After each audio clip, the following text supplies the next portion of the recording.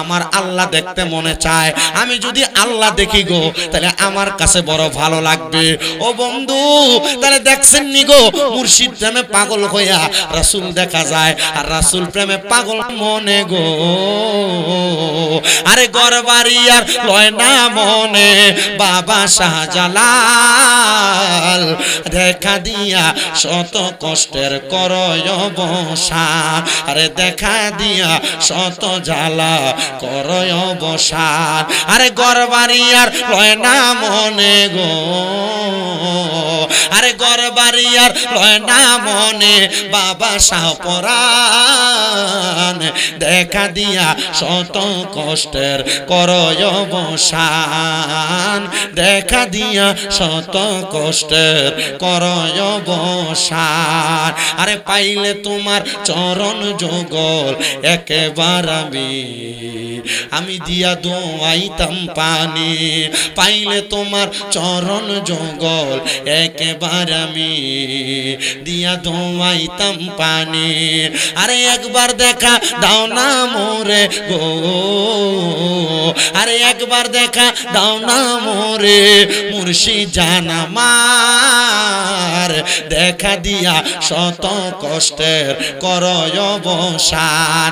গরবাড়ি আর লয় না মনে, গরবাড়ি আর লয় না মনে বাবা শাহপরান, দেখা দিয়া শত জ্বালার করয় অবসান।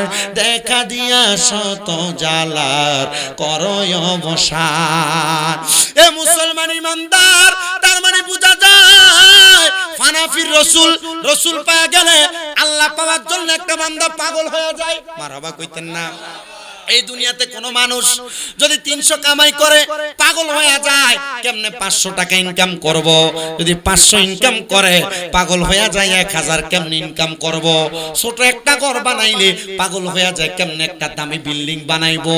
আর বিল্ডিং যদি থাকে চিন্তা করে যদি একটা ডুপ্লেক্স বাড়ি বানাইতে পারতাম। আর যারা আল্লাহ নবীর প্রেমে পাগল হয়ে যায় তারা চিন্তা করে মুর্শিদ পাইলাম, এবার রাসূলও পাইলাম, রাসূল যেহেতু পাইলাম তাইলে আমার আল্লাহ পাওয়া বড় প্রয়োজন। ও বন্ধু, আল্লাহ পাওয়া কেমন প্রয়োজন শুনবেন নি? একজন প্রবাসী ভাইয়ের কথা শুনলে আপনি বড় পাগল পারা হয়ে যাবেন। ওই প্রবাসী বাস করত বাংলাদেশ থেকে, বসবাস বাংলাদেশ থেকে কাজ করার উদ্দেশ্যে চলে গেছেন আবুধাবিতে, মানে দুবাই শহরে। ওই জায়গায় যাওয়ার পর, যাওয়ার আগে ওই প্রবাসী ভাইটা বাংলাদেশের একজন বড় আল্লাহর ওলির হাতে হাত দিয়ে বায়াত গ্রহণ করেছে। করার পর উনি বলেন, আমি আমার পীরের সাথে আমার কোনো কাম নাই, আমার কোনো কাজ নাই, বিদায় আমি আমার হুজুরকে বললাম, ও হুজুর আমার তো দুনিয়াবি কোনো কাজ নাই, আমার কোনো ব্যবসা নাই, প্রতিষ্ঠান নাই, আমার মনটা চায় আমার অবসর সময়টা আমি আপনার সঙ্গে কাটাইতে।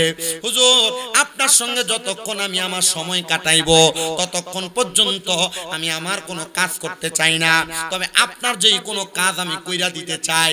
যেমন ভাবে আমার নবী যখন ওযু করতেন, নবীজির ওযুর পানি মুবারক আগায় দিতেন সাহাবায়ে কেরাম। আমার নবী যখন নবীজির দাড়ি মুবারক আঁচড়াইতেন, নবীজির পাশে পাশে সাহাবায়ে কেরাম থাকতেন। আর যিকরে জামিল আর যিকরে হাসিন কিতাবের মধ্যে ঘটনাগুলো উল্লেখ করা। নবী সাহাবায়ে কেরাম বলে, আমি মাঝে মাঝে আমার নবীজির চুল মুবারক গুলা পাইতাম, নবীজির দাড়ি মুবারক পাইতাম।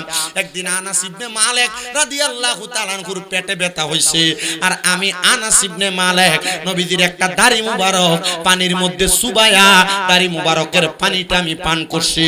নবীর দাড়ি মুবারকের উসিলায় আল্লাহ তাআলা আমার পেটের ব্যথা ভালো করে দিয়েছে, বলেন সুবহান। ওই ব্যক্তি ডাক দিয়ে বলেন, আমি 3 মাস পর্যন্ত আমার পীরের খেদমত করেছি। খেদমত করার পরে আমি যখন চলে গেলাম আবুধাবিতে কাজ করার জন্য, আমার ভালো বেতনের চাকরি, আমার মাসিক বেতন হলো 85,000 টাকা। কিন্তু আমি এতদিন পর্যন্ত কাজ করতে করতে